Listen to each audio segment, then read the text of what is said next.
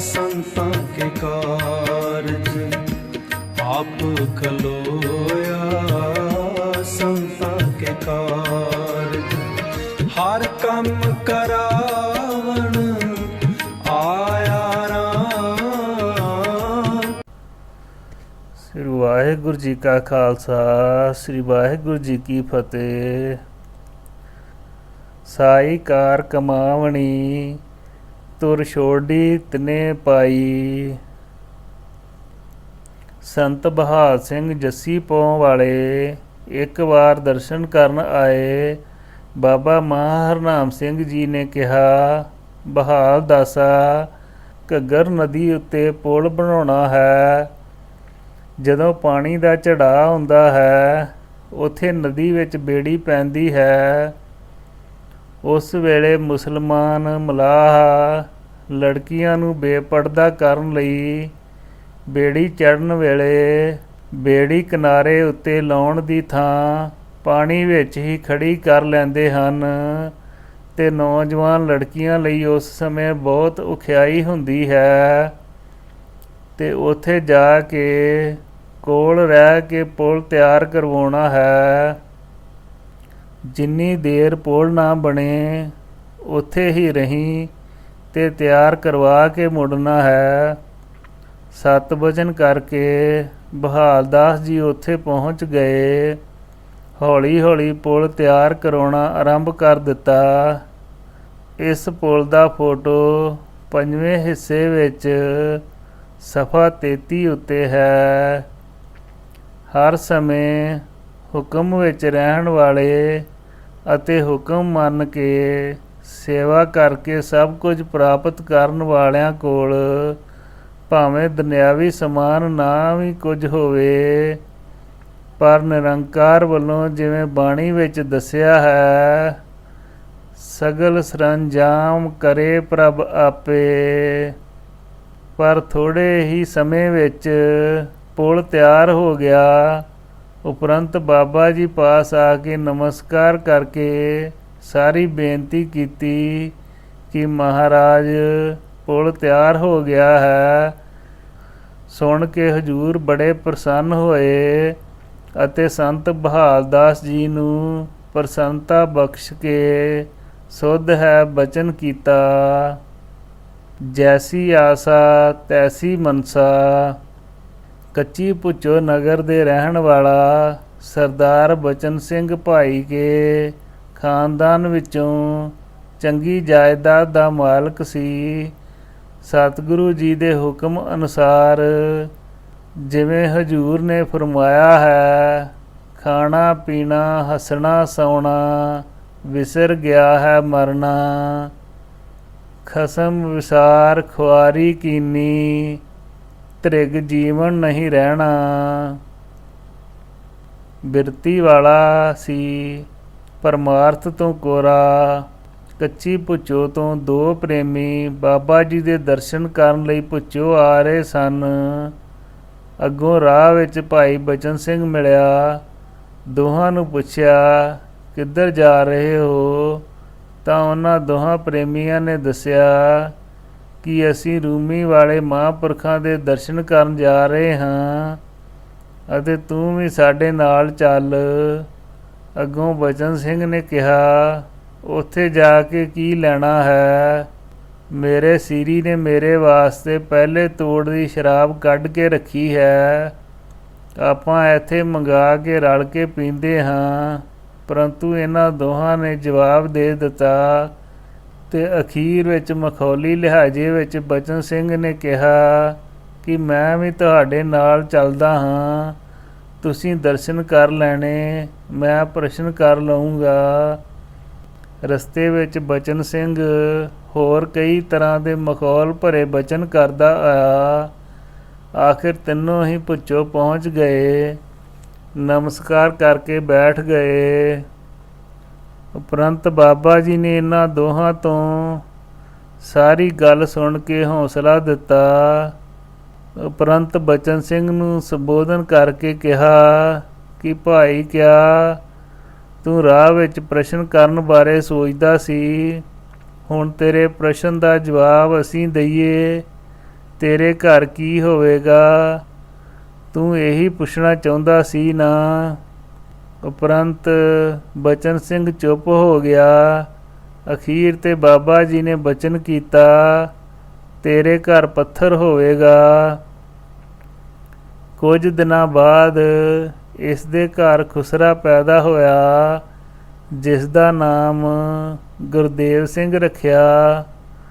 ਉਪਰੰਤ ਬਚਨ ਕੀਤਾ ਕਿ ਜਿਹੜੀਆਂ 40 ਬੋਤਲਾਂ ਸ਼ਰਾਬ ਦੀਆਂ ਪਹਿਲੇ ਤੋੜਦੀਆਂ ਕੱਢੀਆਂ ਹਨ, ਇਹਨਾਂ ਦੋਹਾਂ ਨੂੰ ਪਿਲਾਉਣ ਵਾਸਤੇ ਤੂੰ ਆਪ ਹੀ ਕਹਿੰਦਾ ਸੀ, ਉਸ ਵੇਲੇ ਪੀ ਕੇ ਚਿੱਤ ਖੁਸ਼ ਕਰ ਲਵੀਂ। ਸਾਧ ਦਿਖਾਏ ਤੀਨ ਹਾਨ, ਧਰਮ ਅਰਥ ਅਰ ਬੰਸ, तीनों को ही देख ਲੈ, ਰਾਵਣ ਕੈਰੋਂ ਕੰਸ। ਇਹ ਬਚਨ ਪ੍ਰਤੱਖ ਸੱਤ ਹੋਇਆ।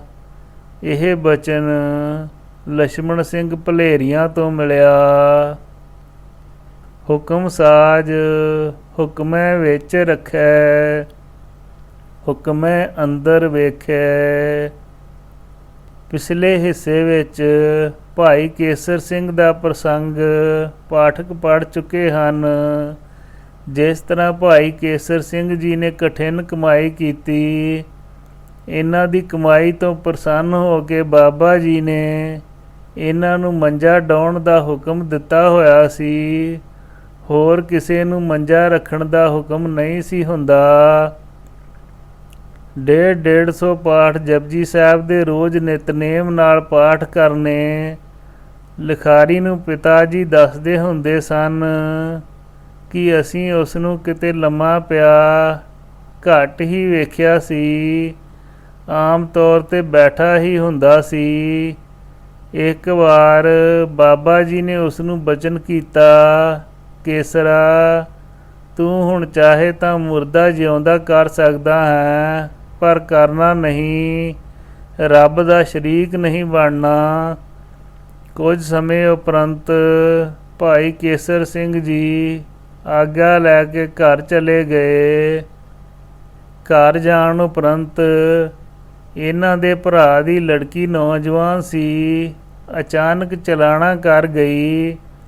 ਫਿਰ ਕੀ ਸੀ, ਸਾਰੇ ਪਰਿਵਾਰ ਵਿੱਚ ਰੋਣਾ ਪਿੱਟਣਾ ਸ਼ੁਰੂ ਹੋ ਗਿਆ। ਉਪਰੰਤ ਭਾਈ ਕੇਸਰ ਸਿੰਘ ਨੇ ਬਾਬਾ ਜੀ ਦੇ ਬਚਨ ਯਾਦ ਕਰਕੇ ਮਨ ਵਿੱਚ ਆਪਣੀ ਭਤੀਜੀ ਨੂੰ ਜਿਉਂਦਾ ਕਰਨ ਦੀ ਵਿਉਂਤ ਸੋਚੀ ਅਤੇ ਪਰਿਵਾਰ ਵਿੱਚੋਂ ਇੱਕ ਜਾਣੇ ਨੂੰ ਆਪਣੇ ਇਸ਼ਨਾਨ ਕਰਨ ਲਈ ਪਾਣੀ ਲੈ ਕੇ ਆਉਣ ਵਾਸਤੇ ਆਖਿਆ।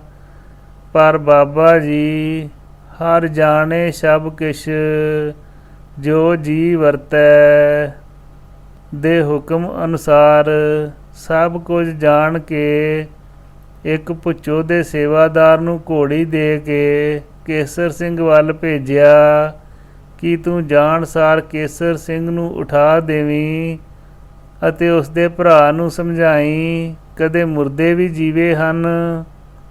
ਕੇਸਰ ਸਿੰਘ ਤਾਂ ਐਵੇਂ ਕਰਦਾ ਹੈ। ਹੁਕਮ ਅਨੁਸਾਰ ਸੇਵਕ ਨੇ ਉੱਥੇ ਪਹੁੰਚ ਕੇ ਇਸੇ ਤਰ੍ਹਾਂ ਹੀ ਕੀਤਾ ਅਤੇ ਕੋਲ ਖਲੋ ਕੇ ਲੜਕੀ ਦਾ ਸੰਸਕਾਰ ਕਰਾ ਕੇ ਕੇਸਰ ਸਿੰਘ ਨੂੰ ਵੀ ਨਾਲ ਲੈ ਆਇਆ। ਕੇਸਰ ਸਿੰਘ ਨਾ ਚਾਹੁੰਦਾ ਹੋਇਆ ਵੀ ਨਾਲ ਹੀ ਆ ਗਿਆ। ਜਿਸ ਸਮੇਂ ਹਜ਼ੂਰ ਦੇ ਚਰਨਾਂ 'ਤੇ ਮੱਥਾ ਟੇਕਿਆ, ਸਭ ਤੋਂ ਪਹਿਲਾਂ ਭਾਈ ਕੇਸਰ ਸਿੰਘ ਜੀ ਨੂੰ ਸੰਬੋਧਨ ਕਰਕੇ ਹੁਕਮ ਕੀਤਾ, ਤੂੰ ਰੱਬ ਦਾ ਸ਼ਰੀਕ ਬਣਦਾ ਸੀ, ਇਹ ਗੱਲ ਚੰਗੀ ਨਹੀਂ, ਤਾਂ ਹੀ ਤੈਨੂੰ ਸੇਵਾਦਾਰ ਭੇਜ ਕੇ ਵਿੱਚੋਂ ਉਠਾਇਆ ਅਤੇ ਅੱਗੇ ਤੋਂ ਇਹ ਤਾਕਤ ਤੇਰੇ ਵਿੱਚ ਨਹੀਂ ਰਹਿਣ ਦੇਣੀ, ਤੇ ਜਦੋਂ ਅੱਗੇ ਆਏਗਾ ਫਿਰ ਮਿਲੇਗੀ। ਅਜੇ ਤੈਥੋਂ ਕਮਾਈ ਹੋਰ ਕਰਵਾਉਣੀ ਹੈ। ਉਪਰੰਤ ਬਾਬਾ ਜੀ ਨੇ ਕੇਸਰ ਸਿੰਘ ਨੂੰ ਕੋਲ ਹੀ ਰਹਿਣ ਦਾ ਹੁਕਮ ਕੀਤਾ। ਫਿਰ ਕੇਸਰ ਸਿੰਘ ਨੂੰ ਘਰ ਭੇਜਣਾ ਸਰਾ ਕਰਾ ਕੇ ਹੀ ਭੇਜਦੇ ਸਨ। ਨਾਲੇ ਬਚਨ ਕਰਨਾ, ਅਸੀਂ ਸਖਤੀ ਇੱਥੇ ਰੱਖ ਲਈ ਹੈ, ਹੁਣ ਕੋਈ ਡਰ ਨਹੀਂ, ਤੂੰ ਜਾ। ਪ੍ਰਸੰਗ ਮਿਲਿਆ ਕਾਕਾ ਸਿੰਘ ਢਿੱਲੋਂ ਨਿਵਾਸੀ ਪਾਸੋਂ।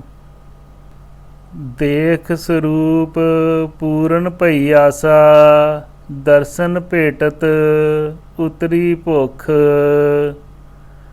ਚੱਕ ਰਾਮ ਤੋਂ ਇੱਕ ਮਾਈ ਦਰਸ਼ਨ ਕਰਨ ਵਾਸਤੇ ਆਈ। ਜਦੋਂ ਉਸ ਮਾਈ ਨੇ ਆਉਣਾ, ਉਸ ਸਮੇਂ ਉਸ ਨਾਲ ਇੱਕ ਲੜਕੀ ਵੀ ਹੁੰਦੀ ਸੀ। ਬਾਬਾ ਜੀ ਉਸ ਲੜਕੀ ਨੂੰ ਦਰਸ਼ਨ ਨਹੀਂ ਸੀ ਦਿੰਦੇ।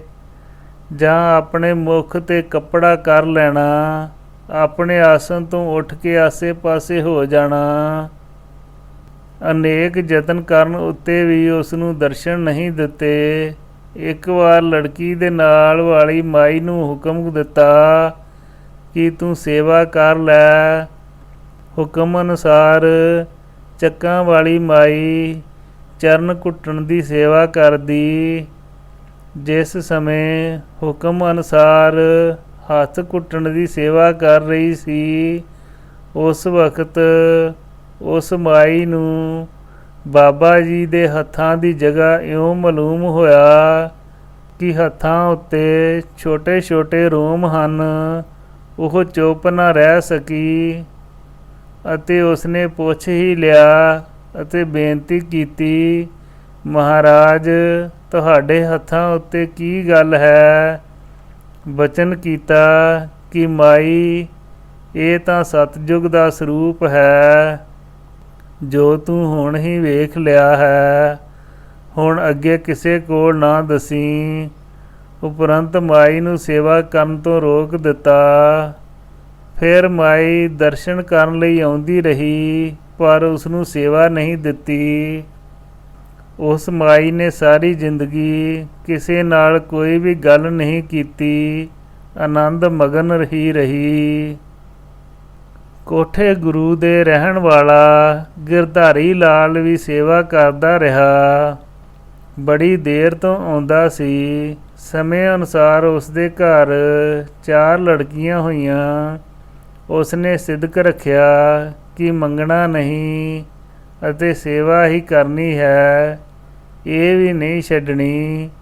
ਇਸ ਨਿਯਮ ਅਨੁਸਾਰ ਸੇਵਾ ਕਰਦਾ ਰਿਹਾ ਅਤੇ 4 ਲੜਕੀਆਂ ਤੋਂ ਉਪਰੰਤ ਕਾਫੀ ਸਮਾਂ ਕੁਝ ਹੋਇਆ ਵੀ ਨਹੀਂ।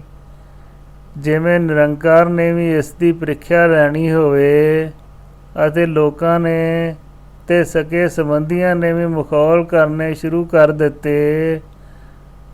ਪਰ ਇਹ ਗਿਰਧਾਰੀ ਲਾਲ ਅਡੋਲ ਹੀ ਰਿਹਾ, ਨਾ ਸੇਵਾ ਛੱਡੀ ਅਤੇ ਨਾ ਆਪਣੇ ਮਨ ਦੀ ਕੋਈ ਵੀ ਮੰਗ ਕੀਤੀ।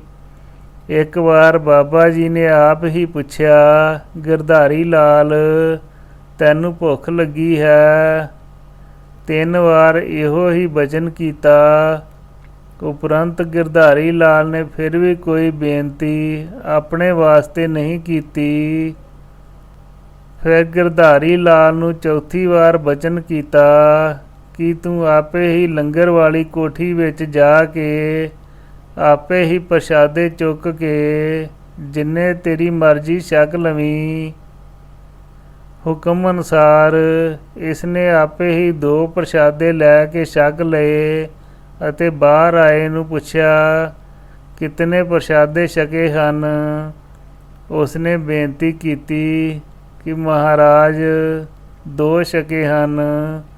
ਬਾਬਾ ਜੀ ਨੇ ਪੁੱਛਿਆ, ਉੱਤੇ ਪ੍ਰਸ਼ਾਦ ਪਾਇਆ ਸੀ? ਉਸਨੇ ਹਾਂ ਵਿੱਚ ਹੱਥ ਜੋੜ ਕੇ ਸਿਰ ਨਵਾਇਆ। ਤਾਂ ਫਿਰ ਬਾਬਾ ਜੀ ਨੇ ਕਿਹਾ ਕਿ ਜੇ ਤੂੰ ਛਕਣ ਹੀ ਲੱਗਾ ਸੀ ਹੁਕਮ ਨਾਲ ਤੇ 2 ਪ੍ਰਸ਼ਾਦੇ ਹੀ ਕਿਉਂ ਛਕੇ? ਚੰਗਾ, ਫਿਰ 2 ਪੁੱਤਰ ਹੀ ਹੋਣਗੇ। ਉਪਰੰਤ ਬਚਨ ਅਨੁਸਾਰ 2 ਹੀ ਲੜਕੇ ਹੋਏ, ਇੰਦਰਜੀਤ ਅਤੇ ਗਿਆਨ ਚੰਦ। ਦੇਵਨਹਾਰ ਦਾਤਾਰ ਕਿਤ ਮੁਖ ਸਲਾਹੀਐ। ਸਰਦਾਰ ਬਿਸ਼ਨ ਸਿੰਘ ਚੱਕ ਫਤਿਹ ਸਿੰਘ ਦਾ ਗੋਬਿੰਦਪੁਰੇ ਤੋਂ ਆਇਆ। ਨਾਲ ਇਸ ਦੇ ਘਰ ਵਾਲੀ ਵੀ ਸੀ। ਅੱਗੇ ਹਜੂਰ ਬਾਬਾ ਮਹਾ ਹਰਨਾਮ ਸਿੰਘ ਆਪਣੇ ਰੰਗ ਵਿੱਚ ਬੈਠੇ ਸਨ। ਗੋਬਿੰਦਪੁਰੇ ਤੋਂ ਰਸਤੇ ਵਿੱਚ ਭੁੱਚੋ ਨਗਰ ਰਾਹੀਂ ਅੱਗੇ ਪਹੁੰਚਣਾ ਸੀ। ਜਿਸ ਸਮੇਂ ਬਿਸ਼ਨ ਸਿੰਘ ਅਤੇ ਇਸ ਦੇ ਘਰੋਂ ਦੋਵੇਂ ਸਾਹਮਣੇ ਆਏ ਤਾਂ ਬਚਨ ਕੀਤਾ। ਬਿਸ਼ਨ ਸਿੰਘ ਦੀ ਘਰਵਾਲੀ ਵੱਲ ਇਸ਼ਾਰਾ ਕਰਕੇ, ਇਹ ਤਾਂ 6 ਪੁੱਤਾਂ ਦੀ ਮਾਂ ਹੈ। ਉਸ ਦੇ 6 ਹੀ ਪੁੱਤਰ ਹੋਏ। ਦੋਵੇਂ ਪ੍ਰਸੰਗ ਮਾਸਟਰ ਕਰਨੈਲ ਸਿੰਘ ਬੀਬੀਕਾ ਪਾਸੋਂ ਪ੍ਰਾਪਤ ਹੋਏ। ਤੂੰ ਸਭਨੀ ਥਾਈ ਜਿੱਥੇ ਹੋ ਜਾਈ, ਸਾਚਾ ਸਿਰਜਣਹਾਰ ਜੀਓ। ਪੰਡਤ ਸ੍ਰੀ ਰਾਮ ਸਿੰਘ ਜੀ ਨੇ ਆਪਣੇ ਅੱਖੀਂ ਜੋ ਕੌਤਕ ਵੇਖਿਆ ਉਹ ਇਸ ਤਰ੍ਹਾਂ ਹੈ। ਪੰਡਤ ਦੁਰਗਾ ਰਾਮ ਜੀ ਦੇ ਪਿਤਾ ਬਾਬਾ ਜੀ ਦੇ ਸੇਵਕ ਸਨ। ਬਾਬਾ ਜੀ ਇੱਕ ਵਾਰ ਉਹਨਾਂ ਨੂੰ ਕਹਿੰਦੇ, ਪੰਡਤ ਜੀ, ਕਿਤੇ ਤੁਹਾਡੇ ਨਾਲ ਅਸੀਂ ਹਰਿਦੁਆਰ ਗੰਗਾ ਜੀ 'ਤੇ ਇਸ਼ਨਾਨ ਕਰਨ ਲਈ ਚੱਲਾਂਗੇ। ਕੁਝ ਚਿਰ ਬਾਅਦ ਪੰਡਤ ਜੀ ਨੇ ਹਰਿਦੁਆਰ ਜਾਣ ਦਾ ਨਿਸ਼ਚਾ ਕਰ ਲਿਆ ਅਤੇ ਬਾਬਾ ਜੀ ਪਾਸ ਬੇਨਤੀ ਕੀਤੀ। ਬਾਬਾ ਜੀ ਨੇ ਕਿਹਾ ਕਿ ਪੰਡਤ ਜੀ ਤੁਸੀਂ ਹੀ ਇਸ਼ਨਾਨ ਕਰ ਆਓ। ਪੰਡਤ ਜੀ ਨੇ ਮਨ ਵਿੱਚ ਮਹਿਸੂਸ ਕੀਤਾ ਕਿ ਬਾਬਾ ਜੀ ਨੇ ਆਪਣਾ ਵਾਅਦਾ ਪੂਰਾ ਨਹੀਂ ਕੀਤਾ ਅਤੇ ਗੰਗਾ 'ਤੇ ਇਸ਼ਨਾਨ ਲਈ ਚਲੇ ਗਏ। ਅਚੰਭਾ ਇਹ ਹੋਇਆ ਕਿ ਜਿੱਥੇ ਪੰਡਤ ਜੀ ਇਸ਼ਨਾਨ ਕਰ ਰਹੇ ਸਨ, ਇਹਨਾਂ ਦੇ ਬਿਲਕੁਲ ਸਾਹਮਣੇ ਵਾਲੀ ਹਰ ਕੀ ਪੌੜੀ 'ਤੇ ਬਾਬਾ ਮਹਾਹਰਨਾਮ ਸਿੰਘ ਜੀ ਖੁਦ ਇਸ਼ਨਾਨ ਕਰ ਰਹੇ ਸਨ। ਪੰਡਤ ਜੀ ਇਹ ਕੌਤਕ ਵੇਖ ਕੇ ਹੈਰਾਨ ਰਹਿ ਗਏ ਕਿ ਮੈਂ ਬਾਬਾ ਜੀ ਨੂੰ ਪੁੱਛੋ ਛੱਡ ਕੇ ਆਇਆ ਸੀ ਤੇ ਮੈਥੋਂ ਪਹਿਲਾਂ ਕਿਸ ਤਰ੍ਹਾਂ ਪਹੁੰਚ ਗਏ। ਤੇ ਜਲਦੀ ਜਲਦੀ ਪੰਡਤ ਜੀ ਇਸ਼ਨਾਨ ਕਰਕੇ ਪੁੱਛੋ ਵਾਪਸ ਆਏ ਤਾਂ ਕੀ ਵੇਖਿਆ ਕਿ ਬਾਬਾ ਜੀ ਆਪਣੇ ਆਸਣ 'ਤੇ ਬਿਰਾਜੇ ਹੋਏ ਹਨ। ਤੇ ਬਾਬਾ ਜੀ ਨੇ ਬਚਨ ਕੀਤਾ ਕਿ ਪੰਡਤ ਜੀ ਸਾਡਾ ਬਚਨ ਪੂਰਾ ਹੋ ਗਿਆ ਕਿ ਨਹੀਂ। ਇਤਨਾ ਸੁਣ ਕੇ ਪੰਡਤ ਜੀ ਚਰਨਾਂ ਵਿੱਚ ਢਹਿ ਪਏ ਤੇ ਬੇਨਤੀ ਕੀਤੀ ਕਿ ਪ੍ਰਭੂ ਆਪ ਦੀਆਂ ਆਪ ਹੀ ਜਾਣੋ। ਹੋ ਕਿਆ ਸਲਾਹੀ ਕਿਰਮ ਜੰਤ, ਵੱਡੀ ਤੇਰੀ ਵਡਿਆਈ। ਤੇ ਬਚਨ ਅਨੁਸਾਰ ਤੁਹਾਡੀ ਤੁਸੀਂ ਜਾਣੋ। ਮੈਂ ਕੁਝ ਵੀ ਕਹਿ ਨਹੀਂ ਸਕਦਾ ਅਤੇ ਜਿਨ੍ਹਾਂ ਗੱਲਾਂ ਤੋਂ ਬਾਬਾ ਜੀ 'ਤੇ ਸ਼ੰਕਾ ਕੀਤੀ ਸੀ ਉਹ ਦੂਰ ਹੋ ਗਈ। ਇਹ ਬਚਨ ਬਾਬਾ ਬਲਵਿੰਦਰ ਸਿੰਘ ਜੀ ਪਾਸੋਂ ਪ੍ਰਾਪਤ ਹੋਇਆ। ਕਹਿਤ ਨਾਨਕ ਤੂੰ ਸਾਚਾ ਸਾਹਿਬ, ਕੌਣ ਜਾਣੇ ਤੇਰੇ ਕਾਮਾਂ। ਇਸੇ ਤਰ੍ਹਾਂ ਹੀ ਇੱਕ ਹੋਰ ਪੰਡਤ ਬਾਬਾ ਮਹਾਹਰਨਾਮ ਸਿੰਘ ਜੀ ਦੇ ਦਰਸ਼ਨ ਕਰਨ ਆਉਂਦਾ ਹੁੰਦਾ ਸੀ।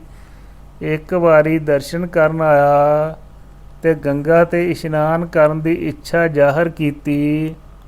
ਬਾਬਾ ਜੀ ਨੇ ਆਪਣੇ ਕੋਲੋਂ ਗੰਗਾ 'ਤੇ ਆਉਣ ਜਾਣ ਦਾ ਖਰਚ ਦੇ ਕੇ ਹੁਕਮ ਕੀਤਾ, ਤੁਸੀਂ ਚਲੋ ਤੇ ਤੁਸੀਂ ਉੱਥੇ ਜਾ ਕੇ ਇਸ਼ਨਾਨ ਕਰਨ ਤੋਂ ਬਾਅਦ ਜੋ ਮਨ ਵਿੱਚ ਇੱਛਾ ਕਰ ਲਓਗੇ ਪੂਰੀ ਹੋ ਜਾਏਗੀ। ਹੁਕਮ ਅਨੁਸਾਰ ਪੰਡਤ ਜੀ ਗੰਗਾ ਪਹੁੰਚੇ। ਰਸਤੇ ਵਿੱਚ ਵੀ ਸੋਚਦੇ ਰਹੇ ਸਨ ਕਿ ਮੈਂ ਕੀ ਕੰਮ ਕਰਾਂ। ਇਹਨਾਂ ਸੋਚਾਂ ਵਿੱਚ ਹੀ ਗੰਗਾ ਪਹੁੰਚ ਗਏ। ਜਿਸ ਵੇਲੇ ਹਰ ਕੀ ਪੌੜੀ 'ਤੇ ਜਾ ਕੇ ਇਸ਼ਨਾਨ ਕਰਨ ਲੱਗੇ ਤਾਂ ਫਿਰ ਵਿਚਾਰ ਕਰਦੇ ਰਹੇ ਪਰ ਫੈਸਲਾ ਵੀ ਨਾ ਕਰ ਸਕੇ ਤੇ ਆਖਿਰ ਇਸ਼ਨਾਨ ਹੋ ਗਿਆ। ਜਿਸ ਵੇਲੇ ਪੰਡਤ ਜੀ ਬਾਹਰ ਆਏ ਤਾਂ ਅੱਗੇ ਨਵੇਂ ਭੇਖ ਵਿੱਚ ਸਾਧੂ ਆਉਂਦਾ ਵੇਖਿਆ, ਜਿਸ ਨੂੰ ਵੇਖਣ ਸਾਰ ਪੰਡਤ ਜੀ ਦਾ ਆਪਣੇ ਆਪ ਸਿਰ ਝੁਕ ਗਿਆ। ਤੇ ਜਿਸ ਵੇਲੇ ਮਹਾਰਾਜ ਜੀ ਦੀ ਆਵਾਜ਼ ਸੁਣੀ ਤੇ ਗੱਲਾਂ ਕੀਤੀਆਂ ਤੇ ਕੁਝ ਉਹਨਾਂ ਦੀ ਆਵਾਜ਼ ਉਸੇ ਤਰ੍ਹਾਂ ਹੀ ਬਾਬਾ ਜੀ ਦੀ ਆਵਾਜ਼ ਵਰਗੀ ਲੱਗੀ। ਮਨ ਵਿੱਚ ਹੈਰਾਨੀ ਹੋਈ ਕਿ ਆਵਾਜ਼ ਉਹਨਾਂ ਦੀ ਹੀ ਹੈ ਕਿ ਭੇਸ ਕੋਈ ਹੋਰ ਹੈ। ਇਸ ਤੋਂ ਬਾਅਦ ਮਹਾਤਮਾ ਜੀ ਨੇ ਪੰਡਤ ਜੀ ਦੇ ਰਾਹਾਂ ਵਾਲੇ ਫੁਰਨੇ ਇੱਕ ਇੱਕ ਕਰਕੇ ਦੱਸ ਦਿੱਤੇ। ਫਿਰ ਪੰਡਤ ਜੀ ਨੇ ਨਮਸਕਾਰ ਕਰਕੇ ਕੋਈ ਸੇਵਾ ਪੁੱਛੀ ਤਾਂ ਮਹਾਤਮਾ ਜੀ ਨੇ ਦੁੱਧ ਪੀਣ ਦੀ ਇੱਛਾ ਜ਼ਾਹਰ ਕੀਤੀ। ਉਥੋਂ ਨੇੜਿਓਂ ਹੀ ਪੰਡਤ ਦੁੱਧ ਲੈ ਆਏ। ਜਿਸ ਵਕਤ ਪੰਡਤ ਜੀ ਉੱਥੋਂ ਆਪਣੇ ਪਿੰਡ ਆਏ, ਬਾਬਾ ਜੀ ਨੇ ਪੰਡਤ ਦੇ ਸਾਰੇ ਫੁਰਨੇ ਦੱਸ ਕੇ ਜ਼ਿਕਰ ਕੀਤਾ ਕਿ ਪੰਡਤ ਜੀ, ਤੁਸਾਂ ਰਾਹ ਵਿੱਚ ਕੋਈ ਫੁਰਨਾ ਨਹੀਂ ਸੀ ਕਰਨਾ। ਜੇ ਫੁਰਨਿਆਂ ਤੋਂ ਬਿਨਾਂ ਇਸ਼ਨਾਨ ਕਰਦੇ ਤਾਂ ਹਜ਼ਾਰਾਂ ਗੁਣਾ ਫਲ ਵੱਧ ਪ੍ਰਾਪਤ ਕਰਨਾ ਸੀ ਤੇ ਬਿਨਾਂ ਚਿਤਵੇ ਹੀ ਸਭ ਕੁਝ ਮਿਲ ਜਾਂਦਾ। ਅਸਾਂ ਵੀ ਉੱਥੇ ਜਾ ਕੇ ਦੁੱਧ ਪੀਤਾ। ਅਸੀਂ ਤੈਨੂੰ ਭੇਜਿਆ ਕਰਕੇ ਦੱਸਣਾ ਤੇ ਸਭ ਕੁਝ ਕਰਨਾ ਪਿਆ। ਕਬੀਰ, ਸਾਧੂ ਕੋ ਮਿਲਨੇ ਜਾਈਏ, ਸਾਥ ਨਾ ਲੀਜੇ ਕੋਏ। ਇਹ ਪ੍ਰਸੰਗ ਮਾਤਾ ਪਿਤਾ ਪਾਸੋਂ ਪ੍ਰਾਪਤ ਹੋਇਆ। ਉਸਤਤ ਕਹਿਣ ਨਾ ਜਾਈ ਤੁਮਾਰੀ, ਕੌਣ ਕਹੇ ਤੂੰ ਕਦ ਕਾ। ਜੋ ਤੇਰਾ ਦਰਸ਼ਨ ਉਕਤ ਕਰਨ ਪਾ ਗਿਆ, ਮਨ ਲਾ ਕੇ ਸੇਵਾ ਕਮਾ ਗਿਆ। ਚਾਰੇ ਪਦਾਰਥ ਮਿਲ ਗਏ ਸੇਵਾ ਤੋਂ ਮੇਵਾ ਪਾ ਗਿਆ। ਦੁਖੀਆਂ ਦੇ ਦੁੱਖ ਵੰਡਾਏ ਤੈਂ, ਚੋਰਾਂ ਤੋਂ ਸਾਧ ਬਣਾਏ ਤੈਂ।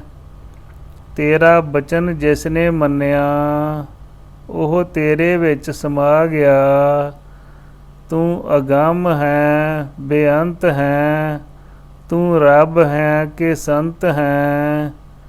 ਸੁਖ ਮਿਲੇ ਲੋਕ ਪਰਲੋਕ ਦੇ, ਜੋ ਸ਼ਰਨ ਤੇਰੀ ਆ ਗਿਆ।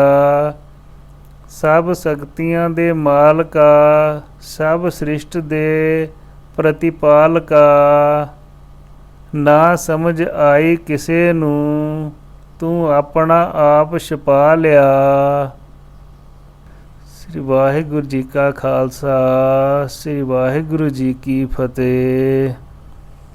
ਸਾਧ ਸੰਗਤ ਜੀ, ਇਹ 7ਵੀਂ ਕਿਤਾਬ ਦਾ ਅਖੀਰਲਾ ਭਾਗ ਸੀ।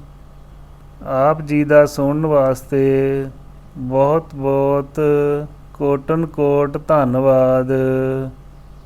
ਮਹਾਰਾਜ ਦੀ ਕਿਰਪਾ ਨਾਲ ਕੱਲ੍ਹ ਤੋਂ 8ਵੀਂ ਕਿਤਾਬ ਦਾ ਸ਼ੁਭ ਆਰੰਭ ਕਰਾਂਗੇ ਜੀ। ਵਾਹਿਗੁਰੂ ਜੀ ਕਾ ਖਾਲਸਾ, ਸ੍ਰੀ ਵਾਹਿਗੁਰੂ ਜੀ ਕੀ ਫਤਿਹ।